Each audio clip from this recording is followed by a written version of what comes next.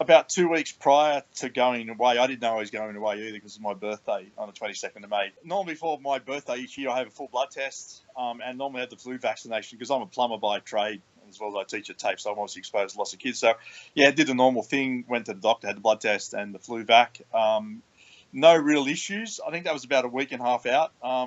A week out to the day on the Wednesday prior to going away, I had really, really bad diarrhea. I ate the same as my wife, so I'm pretty sure it wasn't food generated. Felt fine on the Saturday, went out for dinner and then found out we're going away the next day. So we flew out to New Zealand on the Sunday. Birthday was the Monday. My daughter and a partner over there, we celebrated. I was fine. I felt really good. The next day we went out to Waiheke Island, which is just off Auckland, to catch up with a mate that I grew up with. Coming back from there, I felt really tired and I struggled walking up the hill to our hotel. I thought it was because I was old. I'm not because. And I sort of thought, that's strange, but didn't think anything of it. Went out to dinner that night, was okay. I sort of felt a little off, but I thought it was just a big couple of days. The next morning, I got up to do a wee, and of course I'm the laziest bloke on earth. I sat down on the toilet to do a wee like a girl, and I couldn't get off the toilet. That was about 3 a.m. And I thought, that's weird. And I thought, I'll see what happens. I finally got off the toilet, went back to bed, woke up around 7:30. Didn't have the ability to do my zipper up or my button on my jeans, which I thought was sort of weird as well. My wife made a comment that I put on too much weight. You feel of a wife. And then I said, look, let's have some breakfast, see how I feel. But by then I'd lost the ability to chew and swallow. So the first piece of cereal went in my throat and I couldn't even do anything with it. So I pushed it down my finger and I thought, no, this is a problem. Caught a taxi to hospital. Walked into emergency, explained what was on. They thought I'd had a stroke initially because I had weakness in the legs and in the arms, and lost the ability to swallow and the fine motor skills in my hands. And they just did some blood tests, and then about an hour after being in hospital, they started to do some reflex exercises, made me stand up and push my elbows up high, and then I just literally someone cut the strings and I collapsed straight down onto the ground in a I didn't fall forwards or backwards. I just sort of crumpled like a puppet would.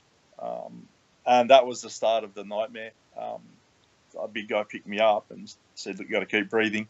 Obviously, they noticed my breathing had changed then. Nasal feed tube went in then. First one didn't go in properly on the one side, so I had to pull it out and blood went everywhere. The second one they put in.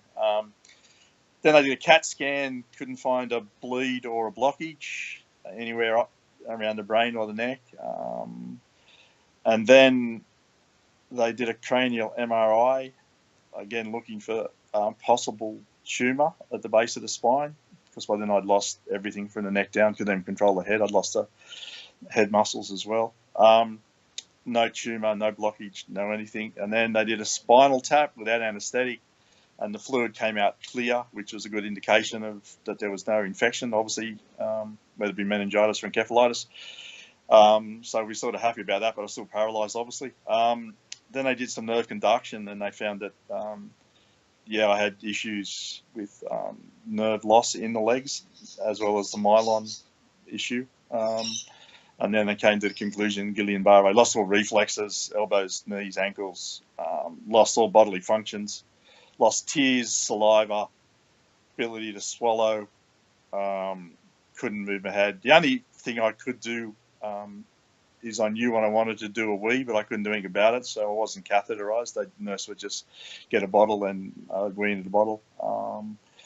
Lost the ability to almost breathe. I was in ICU for 18 days in Auckland. Obviously, we're trying to get back. We had health insurance. Had the ICU doctors come see me twice because my breathing got worse. They were going to do a tracheotomy, but they found if they sort of sat me up about a 45-degree angle that I could breathe okay, not really good, but I was comfortable and they were comfortable. I still had a cough reflex as well, which amazed them. So that was another reason why they weren't overly keen to do a trachea. I didn't sleep for, I suppose, for over a week, and they didn't start to feed me until, I suppose, about 2 weeks in because my stomach stopped absorbing as well. Nightmare, because you didn't, like, I was fit, healthy, and never heard of Guillain-Barre, of course, but yeah, it just was an absolute nightmare. Had 2 attempts to get me home, medevaced out. The first one, the breathing got worse because paralysis came back on the face. Every morning they check your ability to hold your eyes together, closed, and then puff your mouth out, and they push in. Well, one morning that all disappeared, and they were concerned obviously about the breathing again. So they put off the flight home, and then I sort of stabilised. And after 18 days, I got medevaced back out, and then spent another 31 days in Prince of Wales Hospital in rehab, fully to recover to where I am now. So.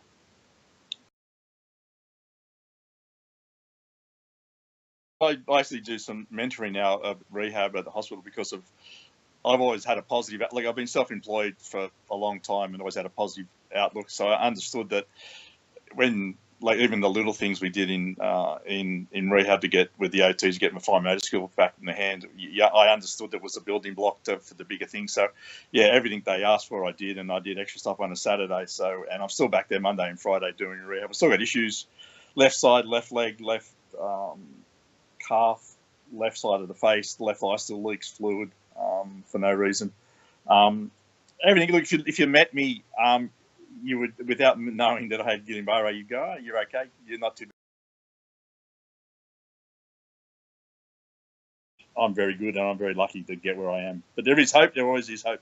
You've just got to sometimes get off your ass and do stuff. And like some days that was hard, but at the end of the day, it's for my benefit. It wasn't for anyone else's benefit. A lot of people don't get that. Like the physios would come around and harass people, and they'd stay in their room. Like I didn't even hire a TV when I was in hospital because I thought, well, I want to be out and about in a wheelchair anyway. So yeah, so for me, there was no. If I wasn't, I'd go back in my room if I was tired and have a sleep. But other than that, I'd be in the dining room talking to people or just wheeling around doing stuff because you realise then that you had a life again, even though it was limited to a wheelchair. But look, we had the people next door to us that were in the spinal, they're in wheelchairs permanently. Like for me, they saw me climb out of the wheelchair to a frame to crutches to walking, and like, yeah, for them it must be so hard. I still go and see them and say hello to them and speak to Sophie. She broke her back skiing, and yeah, for me, this was always going to be the next step you had to take to get to where you wanted to go. A lot of people don't get that, but a lot of people just think, oh, no, this will happen. That's why I still do rehab physio. There's still issues I need to get through, and if you're with the physio at Prince of Wales, then they can help you. Same as Guillain-Barre Association, they helped me with the cost of the acupuncture and also the psychologist, because at the end of the day, without all those little bits added to the picture, then I wouldn't be where I am today, Stephanie. And that's, yeah, people don't understand. It's not just one thing, it's a multiple other things that you've got to do because of the things you've lost. Like even my eyesight, I lost, not vision totally, but obviously they tested my eyes before I left hospital and I went to my own optometrist, but my left eye lost vision, but now it's back totally. So like, yeah, whatever I did, read, use Facebook, and yeah, it's worked out really well for me in that way that, yeah, you try everything and anything. You got to use all your senses. Like I didn't realize that your sense of taste came through your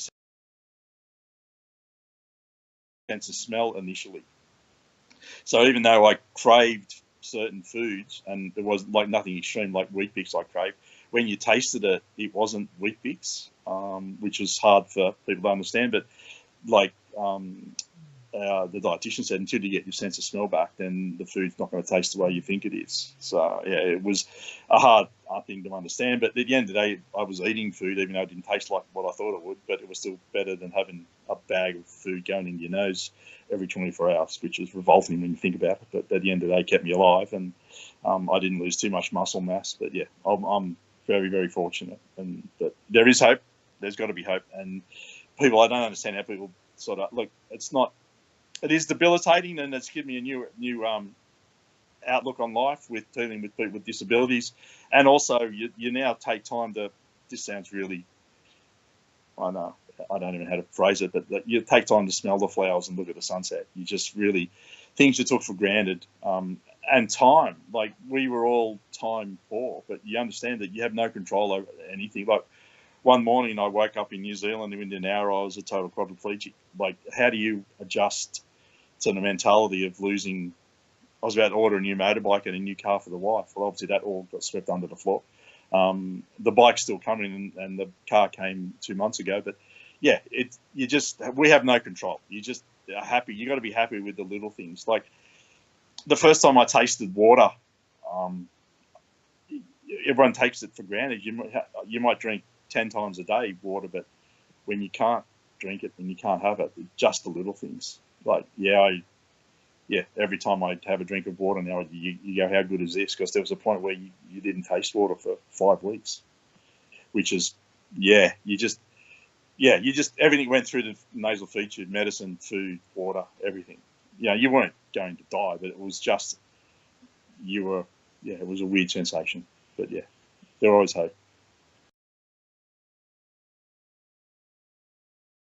Financially, they helped us, and there's also stayed in contact. Because Helen and Jade both live locally to Prince of Wales, so they came visit me a few times, and we've had Helen round for lunch. We had a dinner actually the night we got out of hospital, which I thought I would struggle with, but I was on crutches at the time still, and it was just the fact that you met other people with Guillain-Barre through them, because you feel, because it's such a rare thing, you feel really isolated. It's not that you can say, oh, look, next door neighbours had this or whatever.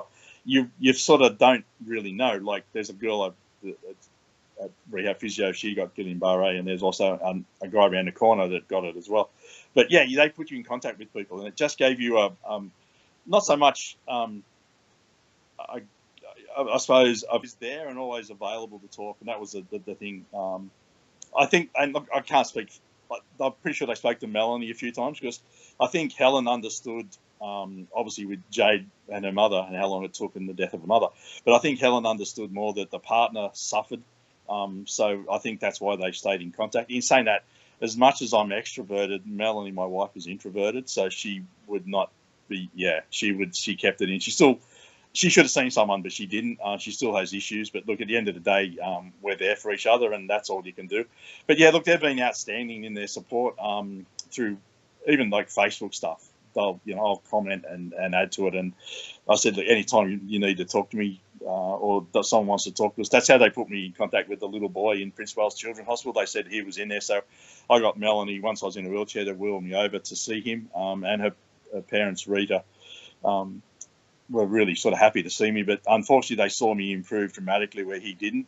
Not that that's a real issue in that they were happy for me, but like I said, I would have swapped happily to give, I've had a great life, Stephanie, raised 3 kids, we're comfortable, we're financially fine, life's great. I would have given anything to see him get up and walk, and if we could have swapped, I would have, but we can't, and you got to live with it. So all I could do is I'll go and see him once a fortnight and say how things are, and she'll have me a cuddle and a little tear in her eye, and I'll talk to him because he knows me now. But yeah, look, it's just it puts you in contact with other people, and then also they to know that they're there if you need them is another thing. Because like I said, blokes won't talk about mental health, but I actually spoke a fair bit about it with Jade and obviously the rehab doctors as well. Because yeah, look, even when I got out of hospital, like there was a couple of times I thought, well, if I commit suicide, that's going to solve all the problems, because like I wasn't getting anywhere. I still had a massive life insurance policy.